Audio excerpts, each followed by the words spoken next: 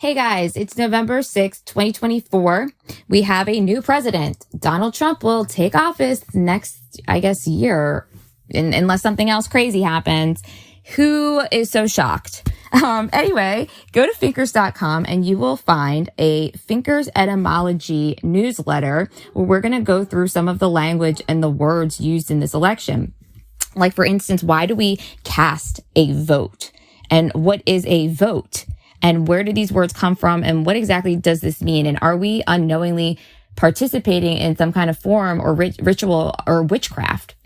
And so it says elected or selected, American witchcraft and quote unquote ghost spell or quote unquote God spell.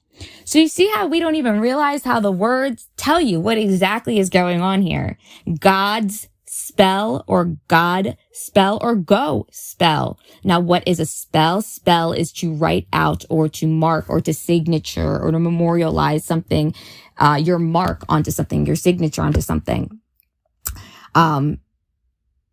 And that is similar to a ballot. The ballot, so to speak, through my research, is the little, where you draw the little black circle into there, but it's still your mark or your sigil or something of your memorialization, right?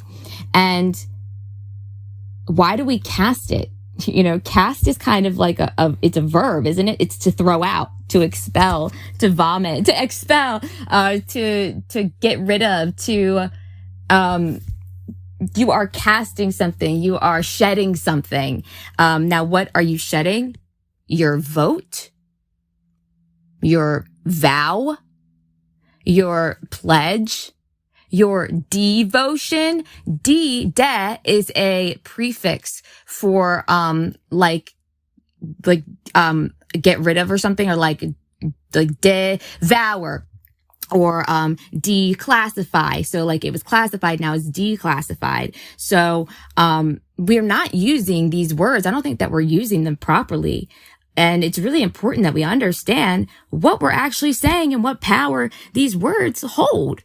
And so you ever notice that, I mean, we noticed it with the vaccine, but you notice when like every 4 years, it's almost like it just came as an epiphany to me. Like this just hit me. Every 4 years, vote. Like every politician, every celebrity, they're all pushing us vote. Make sure you get that out and vote. Make sure you use your voice. You know, you see every celebrity with one of the candidates, right or left, wearing some sort of shirt, either a MAGA shirt or a blue shirt or something. And it's so important that you go out there and you vote, and like shoving this down our fucking throats, telling us you go vote because your voice matters, pretending like they give a fuck about our voices. You really think they care?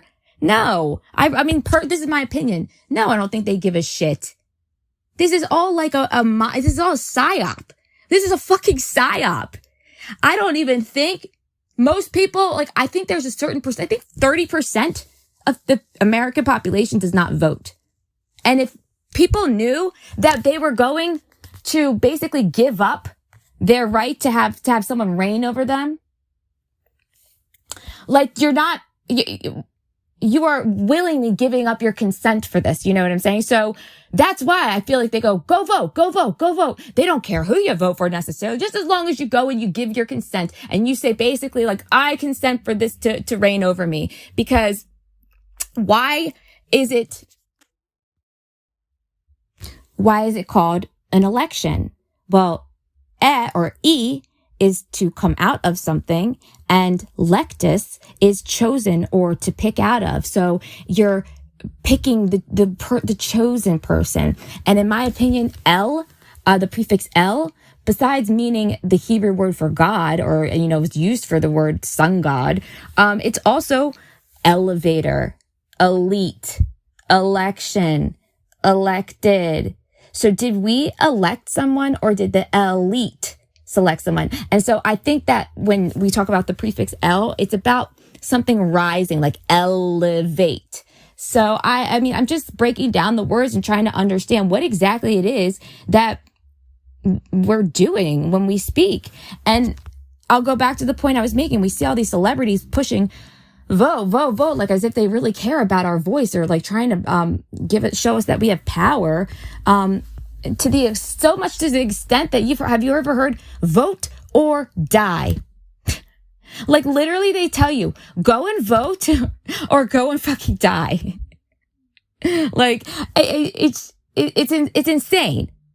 And then, so what do? They say vote, vote, vote, vote, vote. And then on the opposite end of that, then they shame people that don't vote and say, oh, well, if you don't vote, you don't get the right to an opinion because you didn't play our game. You didn't participate in our game, so you don't get a fucking opinion. I mean, the psyop is real. And it's really it's so ridiculous at this point. And so when we are casting our votes, we are casting a spell, because the spell is what? If you think about it, you're writing a piece of your signature with who you're voting for to give your pledge or your vow and your promise, your devotion. You're giving your devotion.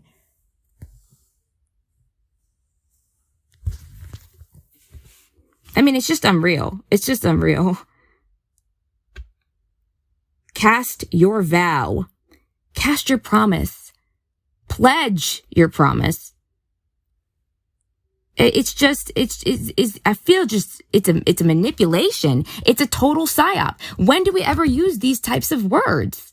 Why do we go and vote at a poll? Do you know what a poll is? A poll is a head, like my top of my head, right? It's also another word for a person or individual.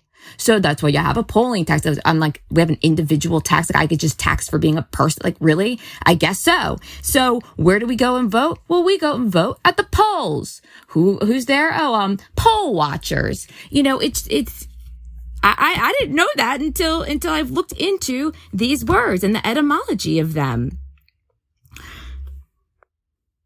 And so let's just go back to the word or the verb cast, to cast your vote, casting a vote. So like, let's replace that with a different word. So, okay, to shed your vote, to put out your vote, to give out your vote, to throw away your vote, to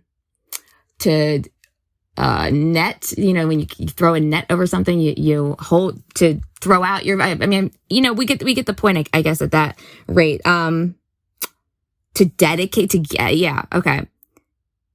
Now your vote, your vow, your allegiance, your pledge, your promise, your oath so you're going to the poll.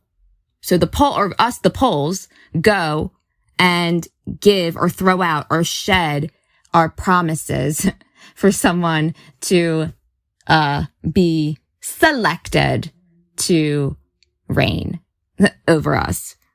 In a sense, it's just a theory again. It's just a theory. Now, if you look at the word election, it is similar to choose, right? To pick someone. But like I said, going back to the prefix of el, so election or action is to choose someone that is going to like rise up and like be above, you know, or elevated, or elevation or elevator, electors college, electoral votes. It's supposedly old French for choice or selection, or you know, that would make sense. It's election, your selection, to pick out, to select, to choose, to gather. But this definitely doesn't mean some sort of free choice, like God's choice for someone. It says in the theological sense of, quote unquote, God's choice of someone for...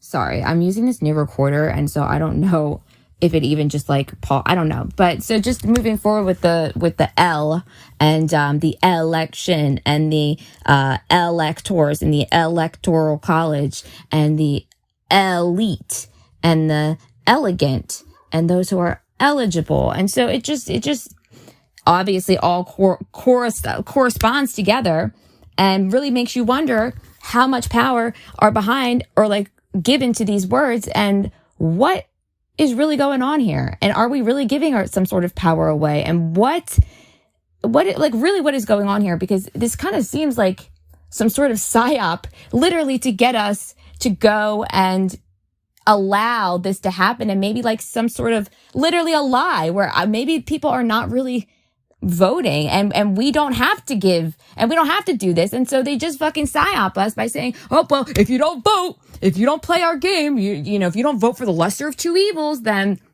you know, you're the problem. If you don't play our game, you're the problem.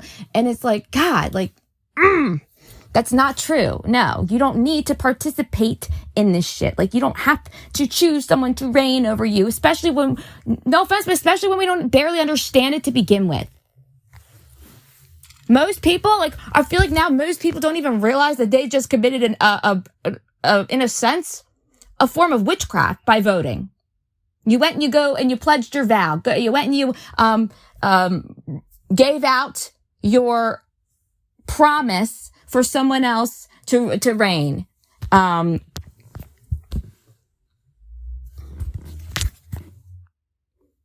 You went and you cast your vote. You went and you cast your spell. You went and you wrote down on a piece of paper your incantation. Your incantation. You are incanting something. You are your desire, your will, your wish. Isn't that all a sense of sorcery, where you use intention and you write something on a paper and you either burn it or you drop it off at a pole or in the ballot box? It's just also symbolic of sorcery and witchcraft. And that is just my my hypothesis on that, or my theory, that the words that we're using actually have a deeper meaning and might actually have some sort of deeper power to them than we actually realize. And so it's important that we start to really understand how we use our words and how we use our language, because it may be being used against us to our detriment. And so we're so quick to just talk and go vote. And if you don't vote, you can't talk. You can't talk. Blah, blah, blah, blah. And it's like, dude, these people are out of their goddamn minds. I mean, these people are really out of their minds. And especially to think that some stranger that we have never met. I mean, you really have to think about, take a step back. We have never met these people in the public arena. We are born and you know, we're just kind of psyoped and manipulated from day one that these people are good. And so we've never known anything else. And they were good to our parents and whatnot, or so we think. And we don't realize that. Think about just being born and immediately just being kidnapped into like a horrible person's like place, and you will never, and they don't ever tell you, you don't ever know, you just grow up that way. That's in a sense what's happening, is that we think that these people on the world stage are our friends, and they are not our friends, and everything is staged, and everything really can be a photo op, or can be green screened or manipulated and thrown out to the public. And we believe it because we watch it on these fucking screens, which again, the screens, those black television screens, these black cube screens, isn't this black obsidian? And isn't there some sort of witchcraft or magical element to that? And so we really are just so behind in understanding what we are dealing with. Because like, this is master level shit, it seems. And it's like only every 4 years we use these terms, and only every 4 years we push everyone to make sure they know that they have a voice. Even though that we've been starving for the past fucking year with these groceries and whatnot, now we have a voice. Now we have a voice. Oh, now we do.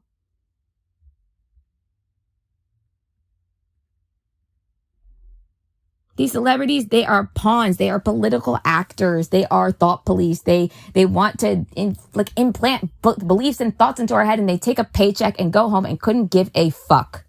And it's really, really frustrating and upsetting when you know that reality, and then you see all these people that are, again, worshiping these Satanists as if they're gods. You do not worship another being like that.